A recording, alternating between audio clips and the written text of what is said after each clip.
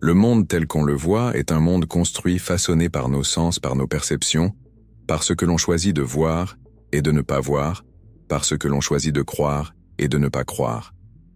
Plus de 8 milliards de personnes vivent sur la Terre, mais aucune ne voit le monde de la même manière. Chacun de nous a son propre regard, son histoire, ses expériences, ses souvenirs. Et c'est ensemble que nous tissons le portrait hétéroclite et complexe du monde. Aujourd'hui, je voudrais te parler de certaines vérités géographiques qu'on nous a enseignées, qu'on nous enseigne encore, et qui sont fausses, du moins si on s'en tient à une vision rigoureuse et précise de la Terre. Par exemple, saviez-vous que l'Everest n'est pas le plus haut sommet du monde? Que le Sahara n'est pas le plus grand désert de la planète? Que l'Europe n'est pas aussi vaste que l'Afrique? L'idée de cet article m'est venue en regardant cette carte du monde, l'une des plus célèbres du genre, et en me demandant comment une image aussi banale et anodine que l'on voit sans s'en apercevoir, sans réfléchir peut-être des centaines de fois dans notre vie, peut-être dès notre plus jeune âge, peut cacher de fausses informations du moins, si l'on s'en tient à une vision rigoureuse et précise de la Terre. La carte de Mercator, ainsi nommée d'après son inventeur, Gerardus Mercator, cartographe flamand de la Renaissance, est effectivement trompeuse. Elle déforme les pays du Sud, en particulier. C'est un phénomène connu. J'avais déjà réalisé une vidéo sur ce sujet. Si l'Afrique semble si petite sur la carte, c'est qu'elle l'est, du moins si l'on suit la projection de Mercator. En réalité, l'Afrique est si vaste qu'on pourrait y faire tenir la Chine, les États-Unis, l'Inde et une bonne partie de l'Europe. L'Europe, elle, semble immense, alors qu'elle n'est qu'une péninsule de 10 millions de kilomètres carrés, tandis que l'Afrique est un continent de 30 millions de kilomètres carrés. C'est l'exemple le plus flagrant, mais d'autres pays sont aussi affectés, comme le Brésil ou l'Australie.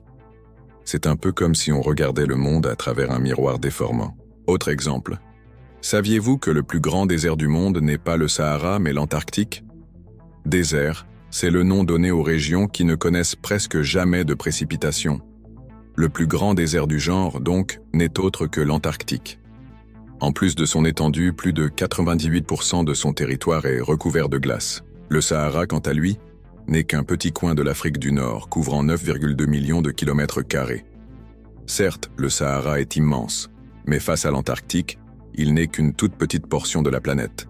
De même, le Japon, quand on le qualifie d'Extrême-Orient, c'est une appellation qui n'a de sens que du point de vue européen. Depuis les États-Unis, le Japon se trouve plutôt à l'ouest. D'ailleurs, le terme « Orient » est lui-même eurocentré. C'est un peu comme si on appelait les États-Unis le lointain Est et la France, la lointaine Russie. L'Australie, elle, n'est pas la plus grande île du monde, car elle n'est pas une île, c'est un continent. De même, l'Everest, le célèbre toit du monde, n'est pas le plus haut sommet de la planète. Si l'on mesure depuis le niveau de la mer, l'Everest est effectivement le plus haut sommet.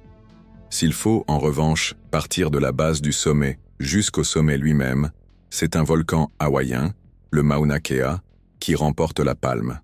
Le Mauna Kea est un volcan endormi situé sur l'île du même nom. Sa base est dans l'océan Pacifique.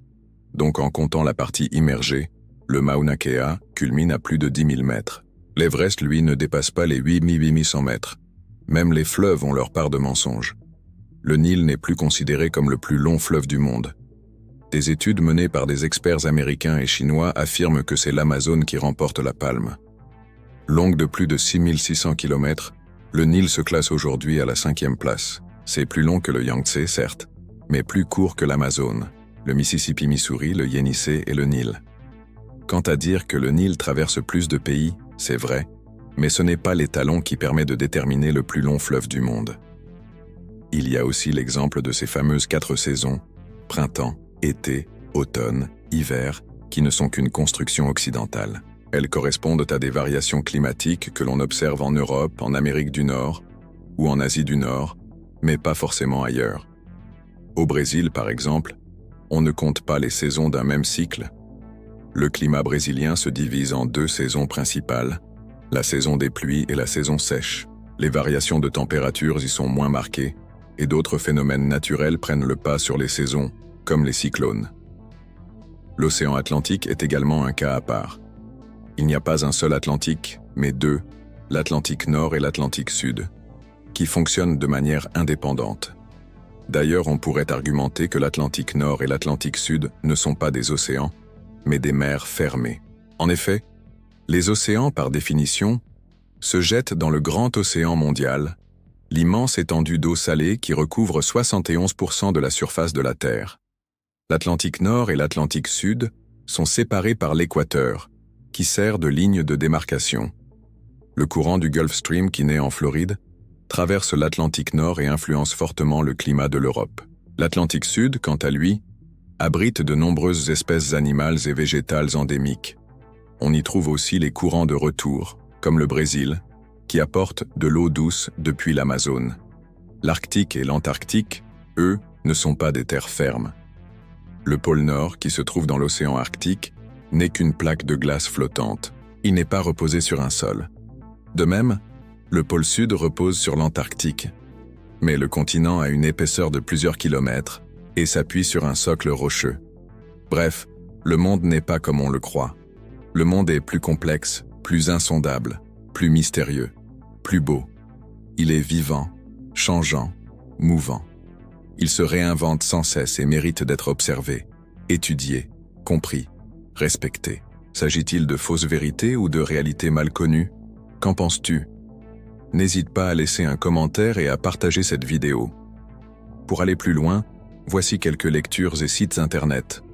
Pour info, le site web de National Geographic propose une carte interactive du monde en fausse projection. Amusez-vous bien. Merci de m'avoir accompagné jusqu'à la fin. Je te souhaite de passer une agréable journée. Prenez soin de vous et à bientôt. Attention, prêtez une grande attention. Je vais vous présenter quelque chose d'incroyable dans les 3,1 prochaines secondes. Souhaitez-vous accéder à une méthodologie de certification Google qui peut vous permettre de gagner 3, 5, 10 000 euros ou même bien plus? C'est une méthodologie que très peu de personnes connaissent, un véritable océan bleu. De nombreuses personnes parviennent à générer d'excellents revenus grâce à cette méthode. Mais rappelons-le, ce n'est pas de l'argent facile. L'argent facile n'existe pas. C'est une opportunité proposée directement par Google et que très peu de personnes connaissent. Et le meilleur, c'est que tout le monde peut appliquer cette méthodologie. Nous vous présentons l'intégralité de la méthode dans un e-book. C'est quelque chose qui répond à une forte demande sur le marché actuel. Une opportunité exceptionnelle. Et vous n'avez pas besoin de vendre des cours ou quoi que ce soit d'autre. Tout peut être fait depuis chez vous. Le prix original de l'e-book est de 147 €, mais vous ne paierez que la moitié de ce montant, soit 73 €. En réalité, vous ne paierez même pas cela. Le prix que vous paierez est de seulement 9,87 €. C'est pratiquement gratuit compte tenu de la valeur offerte. Et en plus, vous recevrez un super bonus 100% gratuit. Et votre risque est nul, car après l'achat, vous bénéficiez d'une garantie de 7 jours pour demander un remboursement. Vous aurez accès à tout le contenu et aux bonus, et vous aurez toujours cette garantie pour récupérer votre argent si nécessaire.